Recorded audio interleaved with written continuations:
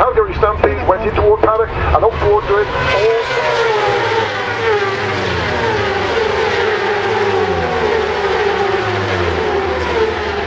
Well, hello everybody, it's Suffolk Andy here, in the middle of nowhere as usual.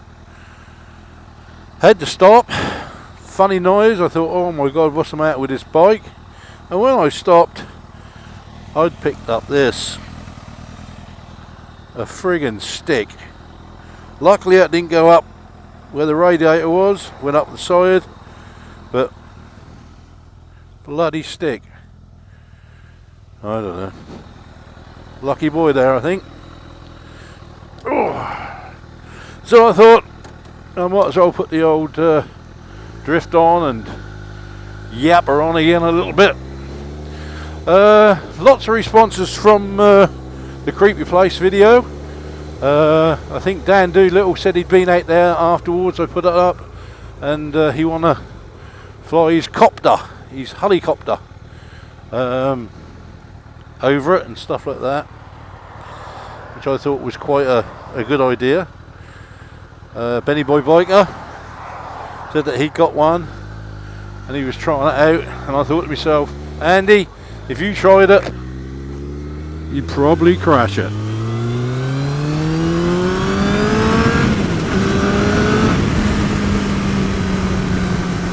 You'd probably crash it, is what I thought. I'm just going to make a little vlog today about nothing really. I think it's just going to be chit-chat. You know what I mean? Chit-chat. There's a couple of things that caught my eye in the bike news today. And one was about a guy who'd had an accident on a bike, and he fell off and was injured. And another guy came over to give him a hand, which, you know, you would do. You thought, nice of him. But he didn't give him a hand. He nicked his wallet. Well, the guy was incapable. Nicked 40 quid out of his wallet, or took the wallet with 40 quid in it. You know, is that not the lowest of the lowest you could go? I've got half an hour to spare, you know, just riding around, and that's all this is going to be, you know. Sometimes, you know, you think, oh, I'll make a blog on this or a video on that, you know. And sometimes you can't think of anything, so you might as well just ride, chit-chat about anything. I don't know if anybody watched World Superbikes at the weekend. Tom Sykes, what a legend, eh? That Kawasaki was absolutely awesome. And of course he's riding. I really can't understand how somebody's not going to ask him to go into GP. Because the guy is just fantastic rider. He just knocks out the laps, you know, consistent speeds with no mistakes. And he can also mix it if he has to, you know. Fantastic rider. And then you've got BSB. Shaky Burns. Oh man, he's slaughtering them in that. He's absolutely awesome, that guy. You know, and he's not a young guy really as such as some of these racers, but man, can he ride a bike. And it's nice to see Valentino Rossi getting his mojo back a little bit. Starting to look a little bit more like his old self now. He's got off that piece of shit called a Ducati. Who the hell in their right mind would want to ride one of those in GP, eh? I bloody wouldn't. You ain't got a chance, have you, against the other bikes? Only a few years ago they were awesome. They seem to be going backwards. And Crutchlow now, he's, well, I reckon he wish he'd never ever left Yamaha Satellite team to go on that piece of crap. You know, if Valentino Rossi can't sort it out, I don't think Crutchlow's going to stand much of a chance. Like, these footballers, do you think they're overpaid? And you know, sport in general, you know, I can't understand how somebody could earn so much money playing tennis. You know, your life's not on the line. Your life's not on the line. You're not going to be killed if you lose your game of tennis, are you? You know, and if you think about it, on a bike, yeah, you can be killed. Formula One, you could be killed. There's so many different sports where you can lose your life. Even on a horse, you can fall off and be killed. Several people do every year. But football, they get paid all these millions. You know, was it Rooney's on, I don't know, 300, 400,000 pound a week? How many weeks, how many years will that take some of us guys just to earn that? And that's hard labour. And he's getting that. And one person said to me, yeah, but he's only got a short lifespan, you know, in football. Well, if he keeps injury free, he's gonna be a multi-millionaire. You're going to work all your life till you're 60, 70, 80 in some cases now, and you're never even going to earn 3 weeks of what he's earned.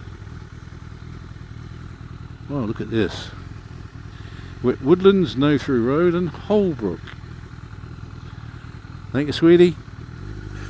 Did I do it again? Is that politically correct? I don't know. So, oh, look at this. This is just gorgeous. Do you know, I love my countryside. You know, even though I'm a townie, I love my countryside. It is so lovely.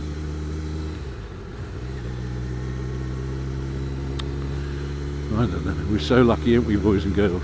Put this vaping up, you know, and I'm now moved on that into rebuildables, and I've got 3K funds and a fogger and 3 mods, and you know, I'm building my own coils and stuff like that. Next thing is to make my own e-juice. That's taking up most of my time, so I've got several I subscribe to several of these vlogging chaps, you know, to show you how to do things, same as what we would with motorbike stuff, like Dale Boy's Garage, you know, show you how to do stuff.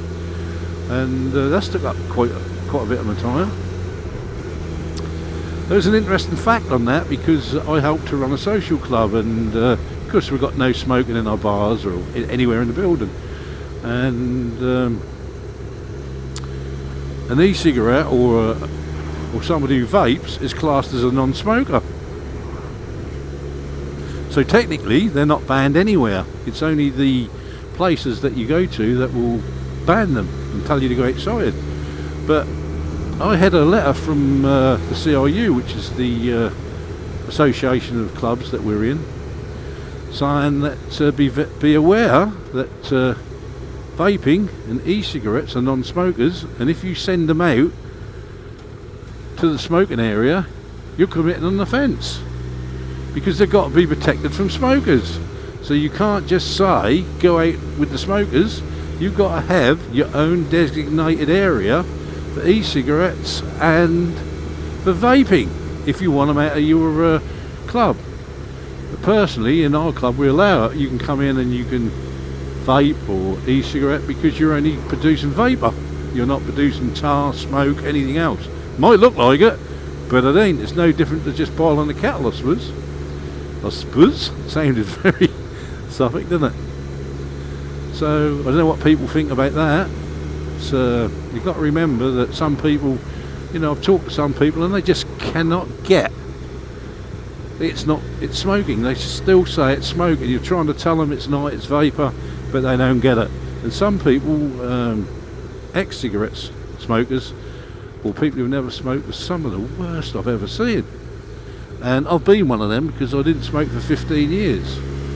Circumstances pissed me off so much, I started smoking for a couple of years, give it up for a year, took up smoking again, give it up, and when Aaron had his accident, I started smoking again, and then only about a week afterwards I took up vaping, and been vaping ever since. So I don't know what you think about that, vaping and smoking and stuff like that. You've got to remember though that even with the vaping, you have got a dependency on nicotine. You can get all different strengths and stuff, but so yeah, it's becoming a big thing in this country now. What shall I go on to next? You know, I'm just having a chit-chat with you boys and girls, just talking about random stuff. I'm going out on a ride out on Sunday with the Essex and Suffolk, not pedals but engines guys. I think Dan Doolittle asked me if I was going, I've said I am. So hopefully we'll be going out on this one on Sunday. I think he's saying there could be 40 to 50 bikes, which would be very, very nice. And there'll probably be several vloggers on there, or we'll meet up with other vloggers, we usually do, and have a lark, a laugh. Looking forward to that. Need a bit of fun. Life's been too grim just lately. Anyway, boys and girls, ride safe. Be good. Suffolk Andy.